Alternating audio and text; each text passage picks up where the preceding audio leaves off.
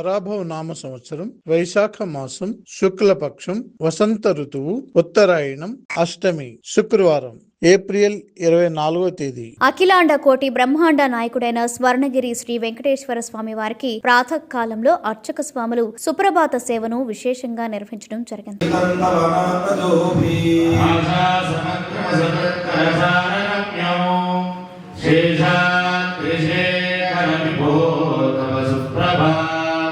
సుప్రభాత సేవ అనంతరం శ్రీ మహాలక్ష్మి అమ్మవారు 33 కోట్ల దేవతలు కొలువు తీరినట్టి గోపృష్ఠ దర్శనాన్ని చేయించడం జరిగింది.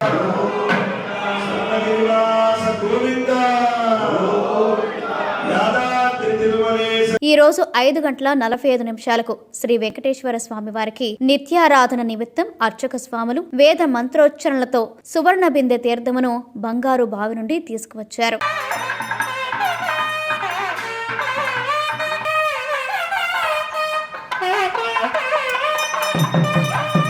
ఉదయం 7 గంటలకు శ్రీ వెంకటేశ్వర స్వామి వారిని మణిమయ శోభిత స్వర్ణాభరణాలతో పరిమళ భరత పుష్ప మాలలతో శోభాయమానంగా అలంకరించి సహస్ర నామార్చన సేవను ఘనంగా నిర్వహించారు.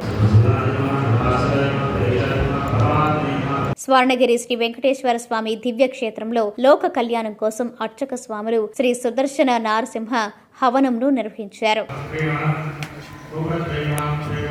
ఉదయం 10:30 జగదేక చక్రవర్తి అయిన శ్రీ పద్మావతి గోదాదేవి సమేత శ్రీ వెంకటేశ్వర స్వామి వారికి పట్టు పితాంబరాలు ధరింపచేసి నవరత్న ఖచ్చిత స్వర్ణాభరణాలతో పరిమళ భరత పుష్ప మాలలతో అలంకరించి శ్రీ స్వామివారి నిత్య కళ్యాణ మహోత్సవాన్ని అర్చక స్వాములు అంగరంగ వైభవంగా నిర్వహించారు. భక్తులు శ్రీవారి కళ్యాణ మహోత్సవాన్ని కన్నుల పండుగగా తిలకించారు. పరంపర వ్యూహ విభవ అంతర్యామి అర్చ ఇలా 5 అవతారాల్లో ఉండి సాక్షాత్తుగా అర్చారూపంగా గోవింద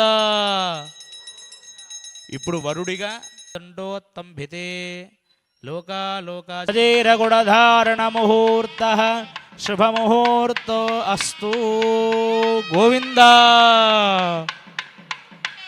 గోవింద బదరీ నారాయణ గోవింద బదరీ నారాయణ గోవింద ముక్తి నారాయణ గోవింద ముక్తి నారాయణ గోవింద నమః విభావరిగే నమః ఆదిత్యే నమః దీప్కే నమః దీప్తాయ నమః శుభగే త్రైలోక్యం మంగళం కురు గోవింద